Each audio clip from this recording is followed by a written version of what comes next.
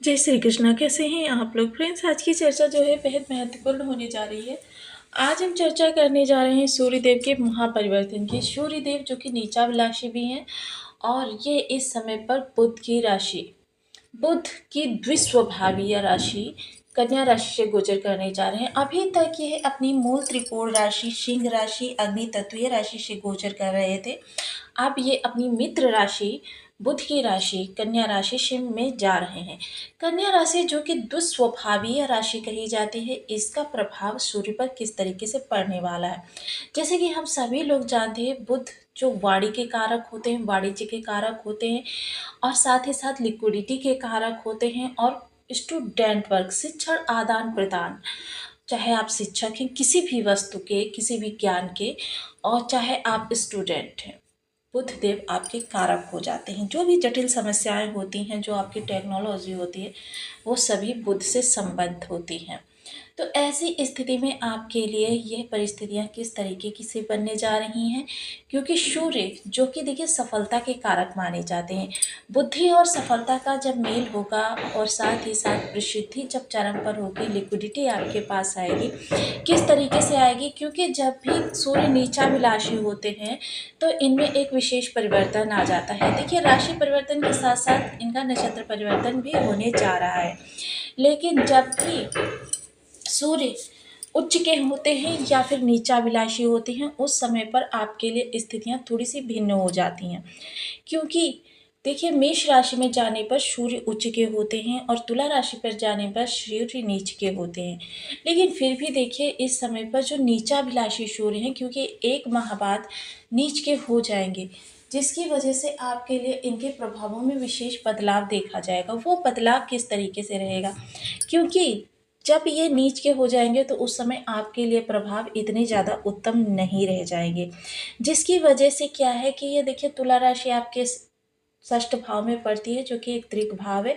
नीचाभिलाषी होकर त्रिक भाव में जाना आपके लिए बहुत ज़्यादा विषम होने जा रहा है, जिसकी वजह से उसके प्रभाव सूर्य इसी दौरान आपको देते हुए देखे जाएंगे।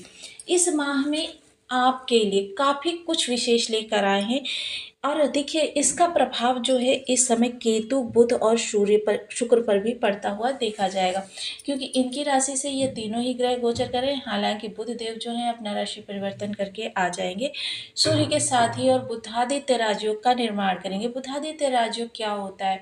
मान सम्मान के लिए, कीर्ति वैभव के लिए, यशवर्धन के लिए, हर वस्तु के लिए जो होता है मान सम्मान केसरी राजयोग के बाद बुधादित्य राजयोग को द्वितीय नंबर का श्रेय प्राप्त है, जिसकी वजह से आपके लिए चीज़ें काफ़ी ऊंचाई तक पहुंचती हुई दिखाई देंगी। तो इन सभी विषयों पर आज की चर्चा को आगे बढ़ाते हैं, जानते हैं, देख लेते हैं कि आपको इस माह क्या क्या प्राप्त होने वाला है सूर्यदेव की तरफ से। तो बनी रहिए हमारे साथ इस वीडियो में एंड तक, आपको बहुत कुछ जानने के लिए मिलेगा। वीडियो बहुत ज्ञानवर्धक होने वाला है। यदि आपकी लग्न में 2 नंबर बना हुआ है तो ये राशिफल आपके लिए है। यदि कुंडली में कहीं भी चंद्रमा के साथ 2 नंबर बना हुआ है तो ये राशिफल आपके लिए। कुंडली ना होने की स्थिति में आप इसे नाम राशि से भी देख सकते हैं। यदि अभी तक आपने अपने इस चैनल को सब्सक्राइब नहीं किया है तो प्लीज़ सब्सक्राइब कर लीजिए, वीडियो को लाइक कर दीजिए, चैनल को शेयर कर दीजिए। इससे होगा क्या कि हमारे आने वाले हर वीडियो की नोटिफिकेशन मिल सकेगी आपको सबसे पहले। एक प्यारा सा कमेंट करना बिल्कुल ना भूलें। कमेंट से हमें बहुत मोटिवेशन मिलता है, हौसला मिलता है और ये पता चलता है कि आप और क्या जानना चाहते हैं। तो चलिए, सूर्यदेव इस समय आपके पंचम भाव से गोचर करें।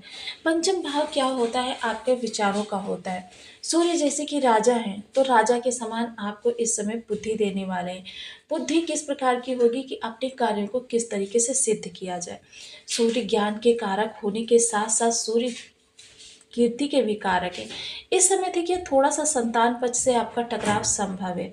हालांकि संतान छोटी है तब तो इतनी ज़्यादा चिंता की कोई बात नहीं है, लेकिन संतान अगर बड़ी है, विवाहित है सेल्फ डिपेंडेंट है, तब तो आपको बहुत अलर्ट रहना है, क्योंकि सूर्य हो या मंगल, ये दोनों ही क्रूर ग्रह हैं और दोनों ही सजीव रिश्तों के लिए आपके बिल्कुल भी अच्छे नहीं माने जाते हैं।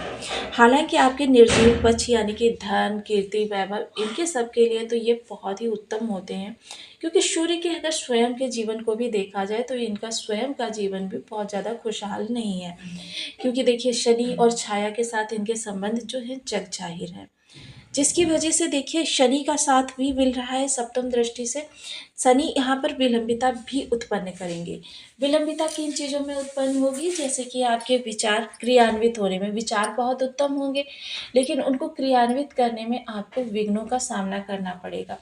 उन चुनौतियों को पार करके ही आप, लेकिन थोड़ी देरी से, क्योंकि शनि की देरी ना हो जहाँ पर इनका प्रभाव हो, ऐसा हो ही नहीं सकता।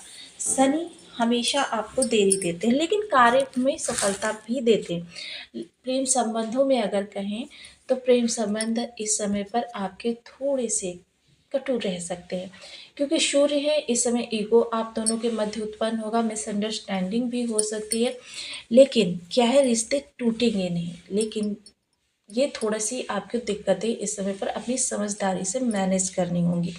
स्टूडेंट वर्ग के लिए कहें तो स्टूडेंट वर्ग के लिए देखिए, अगर किसी लक्ष्य की प्राप्ति का समय है तो फिर आपके लिए लक्ष्य थोड़ा-सा दूर जा सकता है। लेकिन अगर आप अपनी तैयारी की बात करें, फ़ोकस की बात करें, तो यह समय काल आपके बहुत ही अनुकूल रह सकता है। चर्चा करें अगर आपके उदर विकार की, तो इस समय अगर आपने अपने खान-पान में थोड़ी-सी भी लापरवाही रखी तो ये उदर विकार आपको बहुत ज़्यादा परेशान कर सकते हैं। लेकिन अगर शेयर मार्केट से जुड़े हुए, स्टॉक मार्केट से जुड़े हुए लोगों के लिए चर्चा करें तो समय काल काफ़ी उनके अनुकूल है। हालाँकि जब भी आप इस तरीके का कोई इन्वेस्टमेंट करें या शेयर में धन वगैरह लगाएँ तो फिर थोड़ा-सा ध्यान रखें कि आपको पहले अपनी कुंडली, स्वयं की बर्थ चार्ट को एनालिसिस करवाना है। उसके बाद ही आप कहीं पर इन्वेस्टमेंट करें। अब देखिए सूर्य के बारे में एक प्रभाव कहा जाता है कि सूर्य जहाँ पर बैठते हैं वहाँ पर इनका प्रभाव कम होता है, किंतु इनकी दृष्टि जहाँ पर होती है वहाँ पर इनका प्रभाव बहुत ज़्यादा है। तो इनकी दृष्टि जो है वो आपके लाभ भाव पर है, तो लाभ के लिए यह समय काल आपके लिए अति उत्तम कहा जा सकता है। लाभ आपका इस दौरान बहुत ज़्यादा बढ़ने वाला है। लाभ जब बढ़ेगा तो आपके ज़ाहिर सी बात है कि मान सम्मान में वृद्धि होने वाली है। मान सम्मान बढ़ेगा तो क्या होगा, आपका सोशल सपोर्ट बढ़ेगा। सोशल सपोर्ट बढ़ेगा तो सोशल सपोर्ट में कुछ ऐसे लोग भी आएँगे जिनके साथ आप स्वयं बहुत प्रसन्नचित्त महसूस करेंगे। आप इस दौरान इनकम के सोर्स को आगे बढ़ाने का प्रयास कर सकते हैं। मोस्टली जब सूर्य आपके खराब होते हैं तो व्यक्ति को क्या होता है, अधिकारी वर्ग का सपोर्ट नहीं मिलता, शासन प्रशासन से जुड़े हुए कार्य उसके रुक जाते हैं। नौकरी जो भी करता है वहाँ पर 2 से 3 महीने, 4 महीने या मतलब समय-समय पर उसकी जॉब जाती रहती है और फिर से वो अपनी जॉब के लिए यानी खुद पैरों पे खड़े होने के लिए स्ट्रगल करता रहता है। अब धन संचयन होने में दिक्कत हो जाती है, सफलता जो होती है वो दिखाई तो देती है लेकिन प्राप्त नहीं होती। जॉब में जहाँ भी अगर वो 2-3 महीने टिक कर जॉब कर लेते हैं तो बस उनका जी उचाट होने लगता है कि भई कब मैं इस स्थान से हटूँ, ये स्थान मेरे योग्य नहीं है। तो इस तरीके की जो ये दिक्कतें फेस हो रही हैं इनमें से कोई भी, तो इस समय पर आपको राहत मिलेगी। वहीं बड़े भाई-बहनों से थोड़ा-सा आपका मनमुटाव भी हो सकता है। ये सब कुछ ज़िम्मेदारियों के तहत होगा कि कुछ ऐसी ज़िम्मेदारियाँ आपके पास होंगी जिनका या तो आप निर्वहन नहीं कर पाएँगे या आपके बड़े भाई-बहन, जिसकी वजह से आप दोनों के मध्य थोड़ा-सा तकरार की स्थिति बन सकती है। हालाँकि आप इसे अपनी समझदारी से मैनेज कर लेंगे।